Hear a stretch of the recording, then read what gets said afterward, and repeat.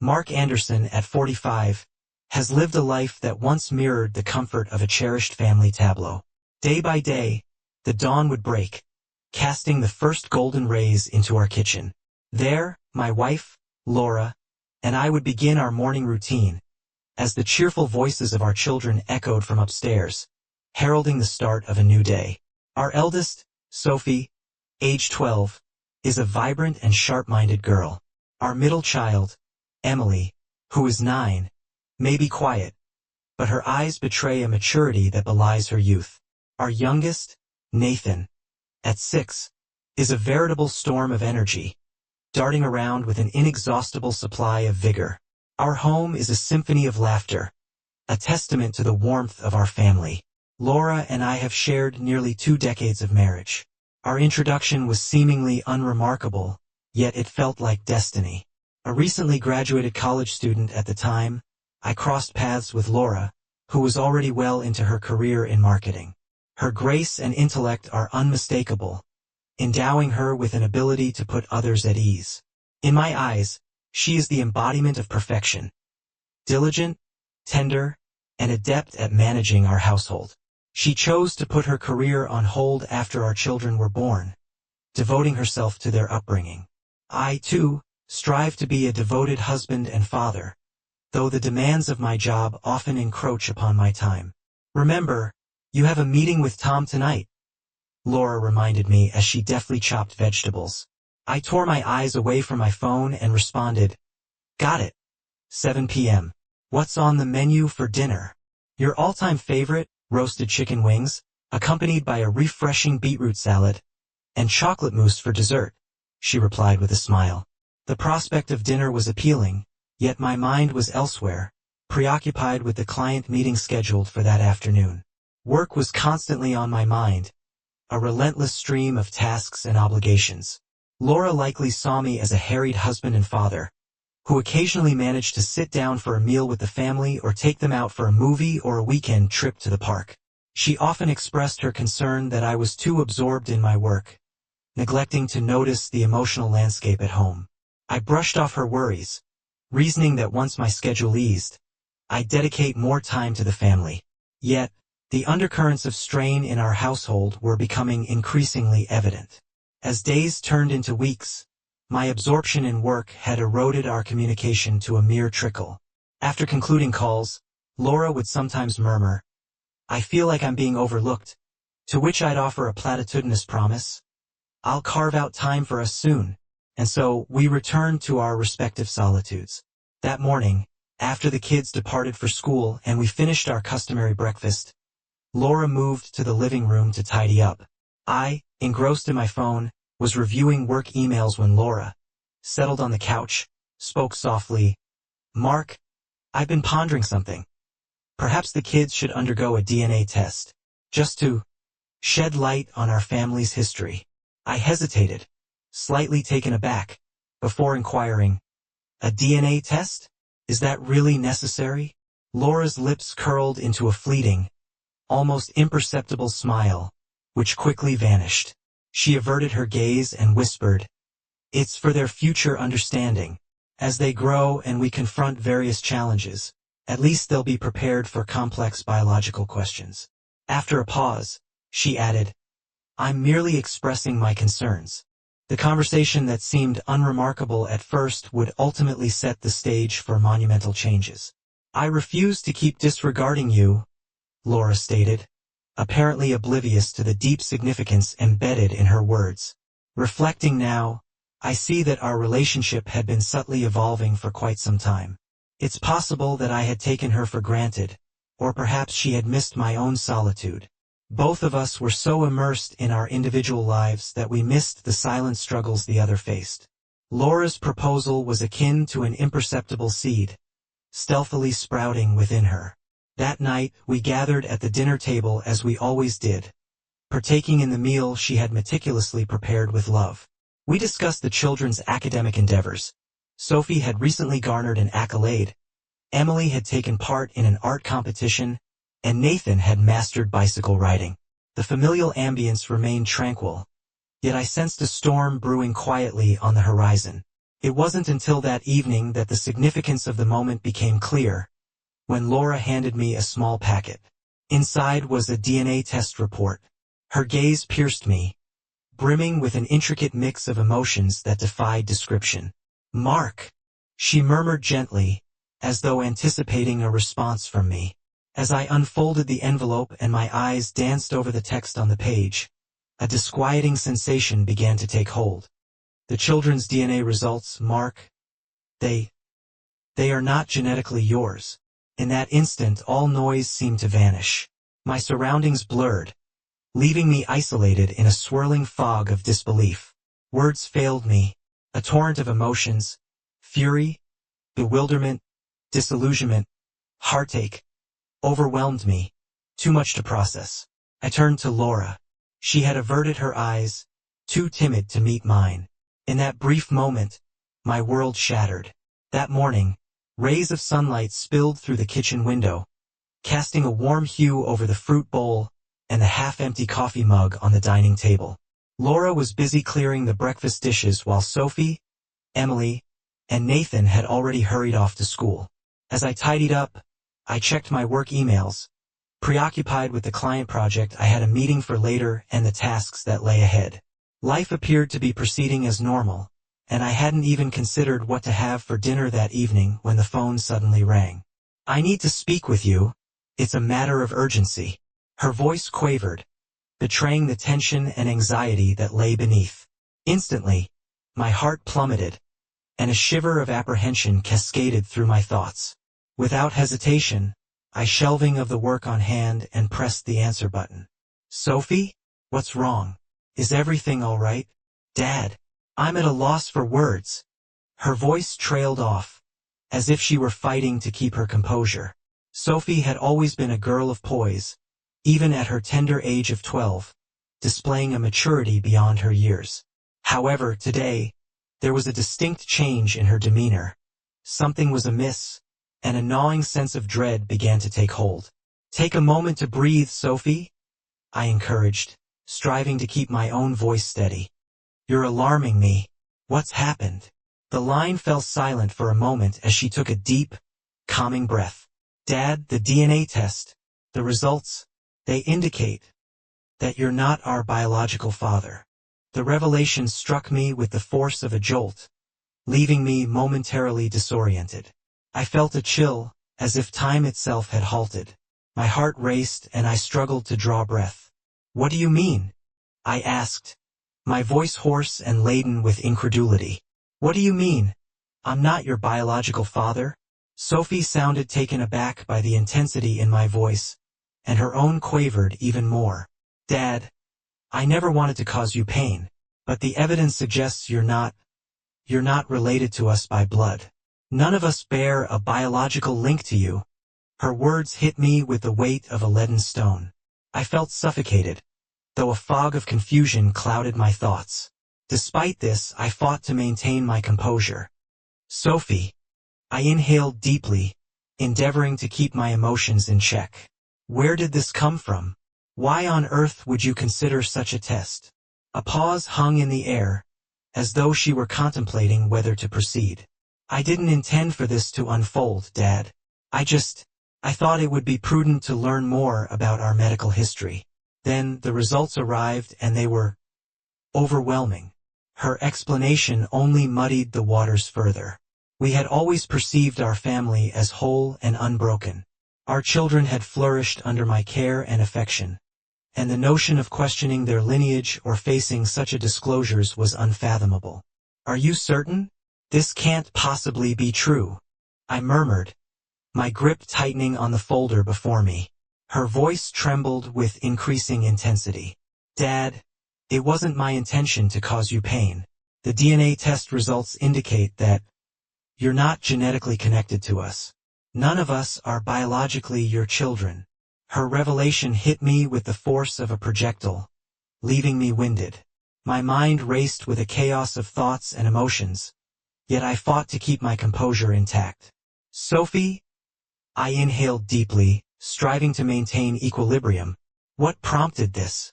Why would you consent to such a test?" A moment of hesitation hung in the air before she continued.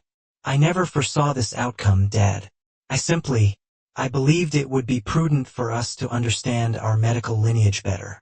And then, the results arrived and they were devastatingly conclusive.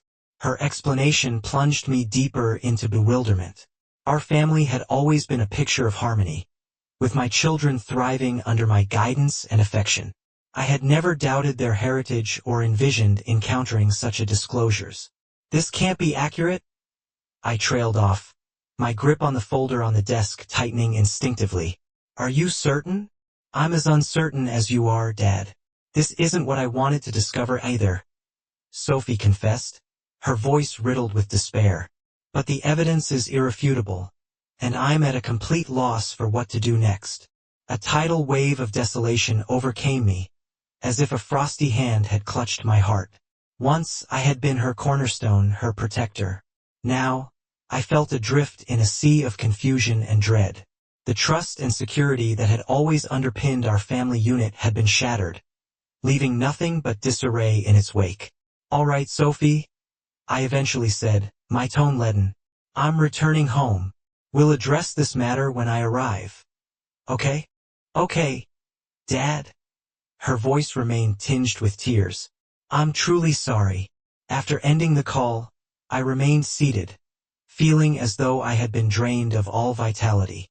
I gazed at the phone screen, the world around me blurring into insignificance. The reality was unfathomable. My children were not mine by blood. My mind was a whirl with countless questions. What had I done wrong over the years? Was everything I had constructed founded on a lie? Finding myself at a crossroads, bewildered and uncertain of my next move, I snatched up my car keys and made my way back home. My thoughts were in a state of chaos. Yet one question persistently loomed. Had Laura been aware of this? If she had knowledge of it, why had she remained silent about it? Arriving at home, the atmosphere inside felt oppressively heavy, more so than I had ever experienced. Sophie was seated on the couch in the living room, her gaze averted, unable to make eye contact with me. I approached her, took a seat beside her, and softly placed a hand on her shoulder. It's all right, darling. We'll navigate this together. She lifted her gaze to meet mine, her eyes brimming with tears that hadn't yet fallen. I never intended to cause you pain, Dad. I thought it might help us understand more about our health, about our future. I nodded, my emotions in turmoil, but I managed to keep my composure. I understand, Sophie. I know you didn't mean any harm. Now, we need to decipher what this all signifies. Sophie nodded, her head bowing as she began to weep softly. I took a deep breath, attempting to control my own feelings. The path before us was far more than just the outcome of a DNA test. The impact this truth would have on our family was unimaginable. The most difficult aspect to come to terms with, however, was the realization this startling news had brought to light. My world, the one I had constructed and placed my trust in, might never be the same again. That night, the house seemed curiously empty, with only Sophie and me present while Laura, Emily, and Nathan were still out. I sat at the dining table, my fingers tapping restlessly against the surface as my thoughts became entangled like a snarl of threads. Sophie was curled up on the living room sofa, her eyes puffy and red from crying. I couldn't fault her. She was just a child who shouldn't have had to bear such a weight. Questions bombarded my mind. What did this all mean? Why hadn't Laura spoken of it before? Why had we been living in this tangled web of deceit? I desperately sought reasons, explanations, trying to persuade myself this was all a misunderstanding. But a voice within me persisted, insisting that the harsh truth had finally come to light. Hours later, Laura finally walked back in the door with Emily and Nathan. Her expression shifted to one of complexity upon seeing us in the living room. I could sense her tension and unease, yet she remained silent, retreating to the kitchen to prepare dinner, as though trying to cloak her anxiety in the normalcy of domestic tasks. Observing her in a quiet moment, I recognized that our former tranquility and mutual obliviousness were no longer tenable. Sophie had spills the beans over the phone, yet I yearned for Laura's clarification firsthand. Laura, I eventually spoke, my voice tinged with weariness. We need to have a serious conversation. She pivoted to face me, her gaze brimming with uncertainty. Mark, I'm aware you're probably livid or at least bewildered, but I didn't intend for things to escalate to this point. My response was gentle yet laden with emotion. No, you never shared this with me. Do you have any idea what Sophie conveyed during our call? She revealed that I'm not the biological father of the children. Laura's complexion drained of color, her eyes flitting around, searching for a plausible defense. After a brief pause, she mustered the courage to say, Mark, I'm deeply sorry. I'm at a loss for words to explain this, or even where to start. I understand you must be in shock, but this outcome was utterly unforeseen. Unforeseen, I exclaimed, my tone rising unintentionally as I stood up and approached her. What do you mean by that? Why did you keep this from me? Why did you hide this from me for all these years? She hung her head low. The pain in her eyes was palpable. I thought it wouldn't disrupt our lives. I convinced myself that I could keep this secret indefinitely, possibly because I feared losing you, losing our family. I never meant to cause you pain, Mark.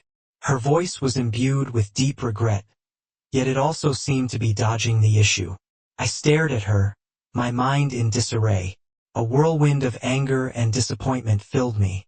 Laura was the person I trusted implicitly in my life, and yet, in this moment, I felt utterly betrayed. Her silence wasn't merely a deception. It was an unforgivable breach of trust. Can you tell me? I inhaled deeply, striving to maintain my composure. Why? Why did you hide this from me? Do you comprehend the gravity of this? You allowed me to live with those children, portrayal everything as perfect, all while knowing the truth.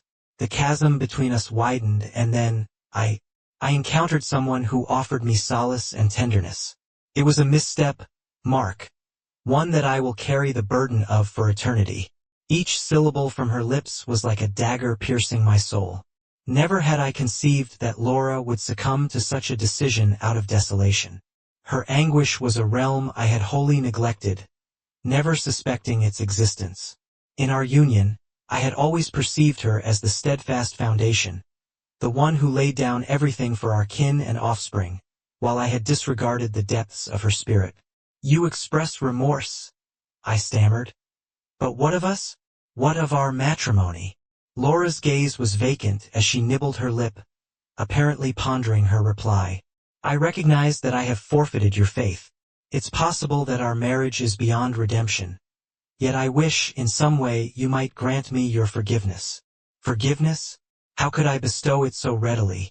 Prior to this revelation, Laura had been the epitome of a devoted spouse in my estimation, the one to whom I had dedicated all my affection and confidence. And she had stealthily altered the very fabric of our relationship. I was at a loss to confront her treachery, let alone determine if I could ever place my trust in her again. I fell into a prolonged silence, the world around me appearing surreal. At that instant, my heart was a maelstrom of bewilderment. I was uncertain of how to proceed. Should I release my grip or cling on? Turning towards the window, I fixated on the nocturnal firmament. The lunar glow bathed the streets in a tranquil, frigid light. My heart, too, was incrementally chilling, as if all vestiges of warmth and optimism had been wrested away. The profound sorrow made respiration a laborious task. I was uncertain if our marriage could endure, or how to confront the uncertainties that loomed ahead. Laura, I uttered at last, my voice barely audible and raspy. I require time. I cannot provide you with an answer now, cannot make a decision on our future. I need time to reflect. She offered a faint nod, seemingly comprehending. I understand, Mark. I will await your verdict. I will honor whatever choice you make. I uttered no further words, pivoting to exit the living room for my study. At that juncture, I grasped one truth: regardless of the ultimate decision, life had been irrevocably altered. Infidelity had forged an intangible rift, utterly severing the trust that had once bound us. This once cozy abode was no longer the sanctuary I recalled. It was as though the fabric of reality had dissolved around me, leaving everything feeling like a mere fantasy. That illusion had now been shattered. I awoke with the first light of dawn filtering through the curtains, casting a soft glow upon the bedroom. Despite the brightness, a heavy gloom clung to the atmosphere, as if the air had grown dense with sorrow.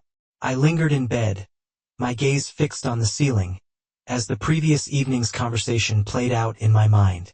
Laura's words, her tone, the pain etched upon her face, each detail was imprinted vividly in my memory. Yet, it was the hidden chapter of her past, her infidelity with another, that refused to release its grip on me. Her admission of regret did little to mend the love and trust that had been so brutally compromised. Today, a decision of monumental weight awaited me. The path before me was stark. A divorce or the perseverance of a marriage now deeply fractured. I rose, donning clothes more out of habit than necessity, and made my way to the kitchen to prepare a meal. The house was eerily silent, devoid of life except for my own presence. As I handled the spatula, cracking an egg into the pan with practiced ease, my mood remained unshifted. Inside, a wound festered, invisible yet acutely painful, as it continued to bleed away. Baba, are you awake? Sophie's voice broke through the quiet, reaching me from the doorway. I turned to find her standing there, her gaze brimming with queries and concern. She entered the kitchen and took a seat at the table, her eyes never leaving mine. I know something's bothering you, but are you okay?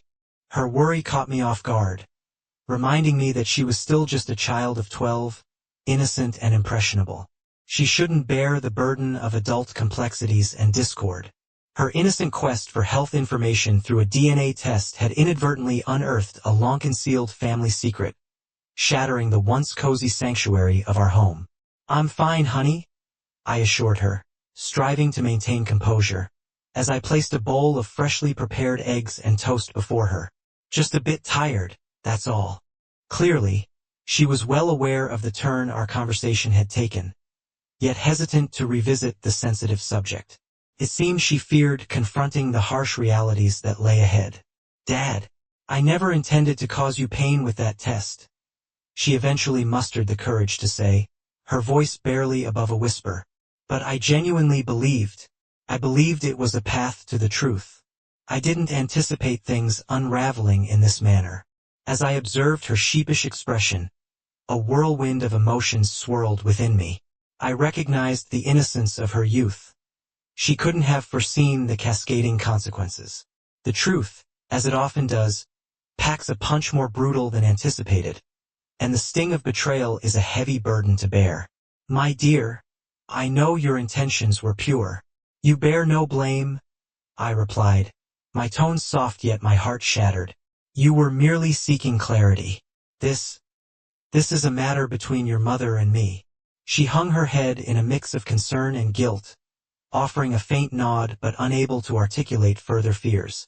It was evident that the focus had shifted from the DNA test to the impending collapse of our family unit and the erosion of trust in our marriage. The chasm between Laura and me was vast and unbridgeable. My heart signaled an irreversible shift. Despite her remorse and pleas for forgiveness, the sense of betrayal clung to me, ineradicable. Sophie, suddenly he looked up and asked curiously, Mom hasn't come back yet. Do you think she will be good? Her question hung in the air, heavy with uncertainty. I hesitated, the weight of my own uncertainty pressing down on me. I'm not sure, Sophie. Honestly, I'm at a loss. Post-breakfast, I found myself tidying up, my mind still grappling with the events of that night. The softly spoken admissions of Laura's solitary mistake and the irrevocable choices that followed. Each attempt to reconcile these events only amplified the pain in my chest. Divorce loomed as the only viable path forward, despite the finality it entailed. Living amidst deceit had become an unbearable burden. As the afternoon waned, Laura stepped back into our home. There was a tangible sense of constraint about her, as if she were bracing for the inevitable. She stood in the threshold, her gaze upon me, eyes brimming with anxiety and anticipation. I remained silent for a moment, simply breathing, striving for composure. "Laura," I eventually spoke, my voice resolute. "I believe we need to have a discussion." She gave a small nod, her voice failing her at the crucial moment. It was evident that the crux of the matter had shifted. The issue at hand was no longer her genetic results, but rather how to confront the impending disintegration of our family and navigate beyond a marriage that had lost its foundational trust. The chasm between Laura and me was too vast to bridge. My intuition signaled that we could never revert to our previous state. Despite her expressions of regret and her pleas for forgiveness, the sting of betrayal had cut too deep, leaving an indelible mark on my soul. Sophie's question interrupted my thoughts. "Mom's not back yet, is she going to be all right?" she inquired, her gaze rising to meet mine. I hesitated, the weight of the unknown pressing down on me. "I'm not sure, Sophie. I genuinely don't have the answers." Post-breakfast, I found myself tidying up the table, my mind locked in the past, reliving that fateful night. Laura's softly spoken admission of her transgression, driven by a moment of loneliness, haunted me. Each attempt to come to terms with the situation only amplified the pain in my chest. It became increasingly clear that separation might be the only viable path forward, despite the heart-wrenching prospect of our family fracturing completely. As the afternoon waned, Laura stepped back into our home, her demeanor subdued, as if she were bracing for the verdict. She stood in the threshold, her eyes reflecting a mix of anxiety and anticipation. I remained silent for a moment, my breaths deep and measured, striving to maintain my composure. "Laura," I eventually spoke, my tone resolute, "I believe we need to have a discussion." She nodded, advancing towards me with tears welling up in her eyes. "Mark, I'm aware of your anger and the pain I've caused you. Please, trust me when I say that I never intended for this to happen." I didn't engage with her apology, instead continuing, "I've been turning this over in my mind. It's become clear to me that we can't find a way to move ahead together." Her expression morphed into one of shock and disbelief.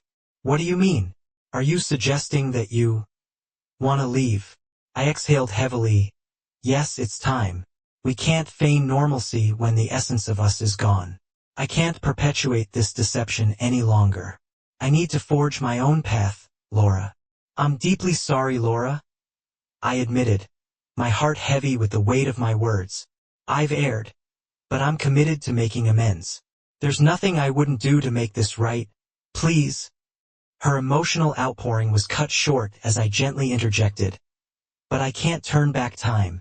What's been set in motion can't be reversed, and our situation is beyond repair. I'm truly sorry." She stood before me, her tears carving paths down her face, a silent testament to the pain we both felt. The reality of our situation was unmistakable. We both knew the unchangeable nature of our decision. I had chosen the path of separation. Divorce seemed the most viable option. While it didn't signify perpetual enmity, it did mean we could pave the way for new beginnings, unencumbered by the anguish of our failed union. "All right," she whispered, her voice quivering. "I'll honor your choice, Mark." With a solemn nod, I made my way to the exit. Before stepping out, I cast one last glance in her direction. Our eyes locked, each reflecting the sorrow we were experiencing. The heartache was palpable, yet I recognized the necessity of my decision in that moment. I stepped into the unknown, devoid of any sense of elation, only a profound sadness and reluctance to release the past. Life, however, waits for no one and must march on. In the aftermath, the distance between Laura and me grew wider with each passing day. The unspoken barrier between us was like a partition's, subtly driving us apart. Home had become a place of oppressive gloom. Denial was no longer an option. I couldn't feign ignorance or pretend that everything was as it once was. Trust was a casualty of our relationship, and the sense of betrayal cut me deeply each time I saw her. Despite the bitterness and fury that lingered within me, my children remained my steadfast anchor. Sophie, Emily, and Nathan were unintended victims of our storm, and they needed me. I understood that regardless of the direction my marriage was taking, I couldn't allow their lives to be marred by the discord between Laura and me. They deserved better. They needed stability amidst the chaos. It was my responsibility to ensure they were shielded from the pain that existed between their parents. Shuttling my children to and from school each day, aiding with their homework, and discussing their academic experiences, I endeavored to maintain a semblance of normalcy. As evenings arrived, we would share a meal together. Despite the ever-present vacant chair, I exerted myself to preserve the illusion of a unified family. Witnessing their cheerful smiles, I found the fortitude to persevere. However, the ease with which I donned this facade was deceptive. It was only when the night descended and the house was shrouded in silence that I was granted moments of solitude. In the tranquility of my study, I found myself alone, contending with a flood of memories. Sophie's phone call, Laura's revelations, the dissolution of our marriage. These recollections surged back like an unstoppable tide, unanticipated yet inescapable. Loneliness often gripped me, accompanied by moments of uncertainty regarding my choices. One day, Sophie's patience broke, and she asked, "Dad, when will you and Mom reconcile? I hate seeing you two not speaking to each other." Her inquiry struck a chord within me. Gazing into her hopeful gaze, I felt a lump in my throat. Despite her youth, she was acutely aware of the discord at home. She leaned on my support, depending on me to provide a warm and loving environment. But what could I offer her in this moment? How could I explain that our home was no longer the perfect sanctuary it once was?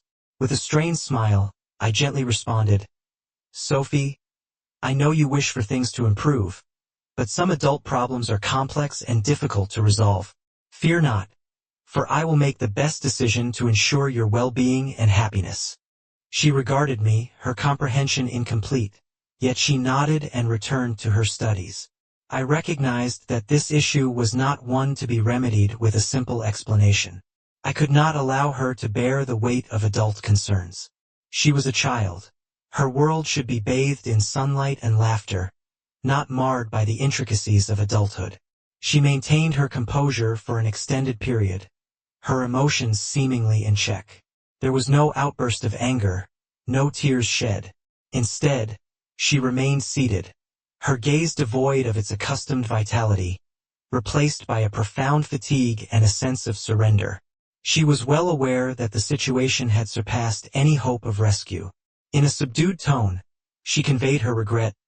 "I'm sorry, Mark. I recognize my shortcomings. This outcome was never my intention." Her words carried a faint appeal, yet I knew there was no turning back.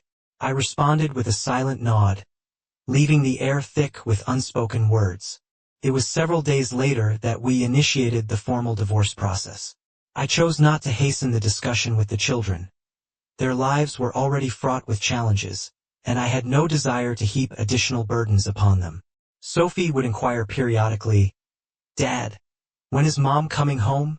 Each time, I would offer a diversionary response. "She's taking a break, and we'll sort things out when the time is right." I was fully aware that such reassurances could not altogether dispel her concerns, but they provided a temporary respite from her anxiety. In an effort to preserve a sense of normalcy, I endeavored to minimize disruptions in the children's routines. Sophie and Emily continued their education without interruption, while Nathan retained his youthful vigor and eagerness. On weekends, I would engage them in activities they loved, whether at the park or through other enjoyable pursuits. My aim was to prevent them from losing hope or feeling that all was lost. Our family, albeit altered in structure, still maintained the essence of our love. Throughout this period, I found myself recalibrating my role as a father. No longer was I the stereotypical provider, but rather a friend, confidant, and companion to my children. I shifted my focus towards open communication rather than suppressing my emotions. I shared my own vulnerabilities with them, despite the pain it often entailed. This transparency was crucial for them to see the real me and to understand that, despite our imperfections, we remained each other's constants. Navigating the complexities of my identity, both as a father and as an individual, has been a challenging journey. This difficult experience has imparted valuable lessons, particularly in maintaining composure during tough times and fostering a stable, healthy environment for those around me, especially my children. Despite the rapid pace of events and the countless aspects that didn't align with my desires, I comforted myself with the knowledge that I made the best decisions I could. While the past is unchangeable, I possess the power to shape the present and future. For the well-being of my children, I must press forward. One crisp autumn afternoon, I found solace on my living room couch, cradling a warm cup of coffee. My gaze wandered out the window, taking in the transforming landscape as fall subtly announced its arrival. The street outside was adorned with golden leaves, and the air was invigoratingly cool. The room was enveloped in silence, occasionally punctuated by the gentle rustle of the wind. The finalization of the divorce marked the end of Laura and my marriage. Although we continued to communicate for the sake of our children, the closeness we once knew had dissipated entirely. Reflecting deeply, I placed my coffee aside and let my thoughts revert to those tumultuous days. The separation was fraught with difficulty, each decision and action tinged with internal conflict. The children's inquisitive and hopeful glances were particularly draining to face. Sophie, Emily, and Nathan, with their childlike faith, clung to the possibility that their parents might reconcile. However, I was well aware that our past was irrevocable. Life is unpredictable, and sometimes, acceptance of the unchangeable is the only path forward. The divide between Laura and me was insurmountable. It was clear we were no longer suited for one another. Though I was thankful for all she had contributed to my life, I recognized that the road ahead was one I needed to traverse alone. During this period of recalibration, I came to understand that my attention was not exclusively directed towards the children, but also towards the journey of rediscovering my own identity. The divorce, while it brought its own share of pain, also presented a unique chance for introspection. I saw that my existence had been entirely consumed by the demands of family and career, leaving little room for the expression of my inner self. Now, I was presented with an opportunity to delve into my essence, to chase my passions, and to reclaim the part of me that had been obscured by the duties of marriage and parenthood. At a recent social gathering, I ran into Claire, a cherished friend from my college days with whom I had shared a profound bond. Time apart had done little to erase our connection. Her vibrant smile and wise, warm eyes were immediately recognizable. We engaged in a lengthy conversation about our past, the changes life had wrought, and of course the topic of my recent divorce arose. "Mark, I'm aware of the hardships you've faced lately, but I truly believe you've made the right choice," Claire remarked, her tone brimming with empathy. "Life is an ever-forward journey, and we cannot reverse it. Choosing this path for yourself and your children was an act of true courage." Her supportive words resonated deeply within me. I had always been a person who put the needs of family and career above all else, seldom taking the time to focus on my own well-being. Now, I found myself with the space to reflect and to explore the true meaning of life. "Claire, sometimes I find myself questioning if it was all worth it. I have no regrets about the decisions I've made for my children, but I know that I must learn to release the past and embrace the future," I admitted, reclining on the sofa, my gaze distant and reflective. Claire responded with a soft, understanding smile. "You are a remarkable father, Mark. You've done what was necessary. Allow the pain of the past to fade and not hinder your progress. Every stage of life offers new opportunities." Her words cut through the fog of my doubts, helping me to see that the beauty of life lies not only in the memories we cherish but also in the creation of new ones, the confrontation of fresh challenges, and the strength we find in our experiences. In crafting a promising future for my children, I've also sought to reclaim my own happiness and to revive a sense of tranquility and elation that had long evaded me. Frequently, I found solace in spending evenings in front of the television with my kids, basking in the glow of their laughter and the warmth of their company. Admittedly, our family life was far from perfect, but it represented the best that I could provide for them. We nurtured and upheld one another, and I held firm to the belief that together, we were capable of surmounting any obstacle. After several months, I embarked on a trip with Claire, which marked my first genuine respite since the divorce. The bond with my children had blossomed into a more serene and harmonious relationship. We relished a few sun-soaked days on the shore, musing about the future and the intricacies of life. During that interlude, I sensed a reconnection with the person I had once been. It was in that moment that I understood, despite the lingering ache of the past, that fresh starts were subtly making their presence known. Life, after all, pauses for no decision. It presses onward, and if we open ourselves to it, we can unearth a newfangled hope within its steady march. Come what may, I stand ready to embrace the upcoming challenges, unencumbered by fear or doubt. My children, Claire, and my circle of friends are the pillars of my support. I am committed to treading this path, bearing the wisdom of yesteryears, as I forge ahead towards a future brimming with promise.